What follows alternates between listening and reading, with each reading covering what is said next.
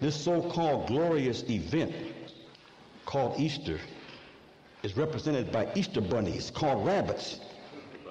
They're in a nest surrounded by multicolored eggs, right? It's bad enough with a rabbit in a nest, as though a rabbit can lay eggs. But the eggs the Easter bunny lays, they're rainbow and speckle colored, right? Even chocolate covered eggs. Now this is the sign they use to represent the resurrection of Christ from the dead. Just analyze that this afternoon. Isn't that something to think about? What is the association? What is the comparison you're making here? What's the devil trying to tell you? He's saying if a rabbit can lay eggs, multicolored eggs, then Jesus rose on Easter Day. That's the biggest lie that was ever told. Why do they tell you that Jesus rose from the dead? To make you think that when you're dead, you're going to rise. When you're going to rise as an invisible spirit, right?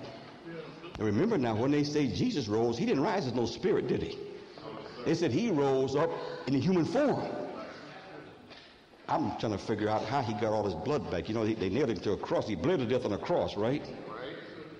So when they put him in the tomb, he had no blood. All his blood was out there on the ground, right? Think about this now. Now, all of a sudden now, 3 days later, he got his life back. Blood entered back into his body. He's walking around. Right? So if you don't believe it, feel my side. Doubting Thomas got in trouble for doubting. He said, come and feel that, Thomas. Is it truth or not? Now, he's in a human form now to show you how ridiculous this is. Not no spirit like you think you're going to rise up as. Then after one day, said he walked out as far as Bethany and told his followers, peace be unto you, assalamu alaikum, and took off up in the sky. Think about this now.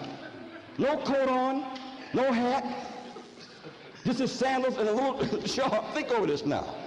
Straight up into the sky, went all through the clouds where it's cold. I've ever been in an airplane? Up in the clouds, it's real cold, isn't it? Yes, sir. Think about this now. Even the devil says, in order to get out of the force of gravity, it takes millions of pounds of thrust power to get you out of the force of gravity, right? Yes. But here's Jesus just on his own, just floating. Going out, defies gravity. Goes way out there in the sky someplace to some unknown place called heaven. Don't say it's known. Who in here knows where this heaven is that Jesus went to? That also means who knows where the heaven is that you think you're going to? Where's it located? Oh, it's in the sky out there somewhere. Where in the sky? Aren't you in the sky now?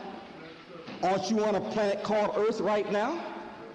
You got Mars and Venus and Earth, Jupiter, right? Look at all the planets out there. Did Jesus land on one of these? Oh no, he went out beyond them. In some unknown secret place. And there he's been sitting down on the right-hand side of God for 2,000 years, waiting on this day to come and save you. So there you are sitting there waiting on a 2,000-year-old man to come and save you. Isn't that ridiculous when you think about it? And when you say, my sister minister just now told you, he said, and Elijah Muhammad, and he is not dead. Now you say, now wait a minute. Look at all the Christians sitting out there talking about Jesus. Been dead for 2,000 years. They say he's not dead, right? Now we tell you Elijah Muhammad is not dead as yet. That Allah took him out in a secret manner. Delivered his messenger in a divine secret way. I don't understand that. I can't accept that. But yet you accept a man bled to death on a cross. Think about this now. They murdered him. And he went to heaven, and he's 2,000 years old somewhere waiting right now. I'd like to see Jesus coming and trying to save the Christians. The Baptists are looking for a Baptist Jesus, aren't they? The Methodists are looking for a Methodist Jesus. The Catholics are looking for a Catholic Jesus, right? I'd like to see him appear in the church. Especially, he better not be no black Jesus.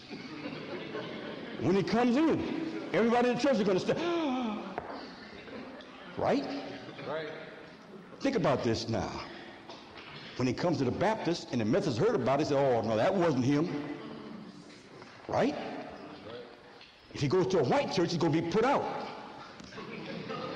Won't they? They'll put him out. He won't get a chance to say a word. They will put him out. And it's something to think about, sisters and brothers. You see how foolish we have been.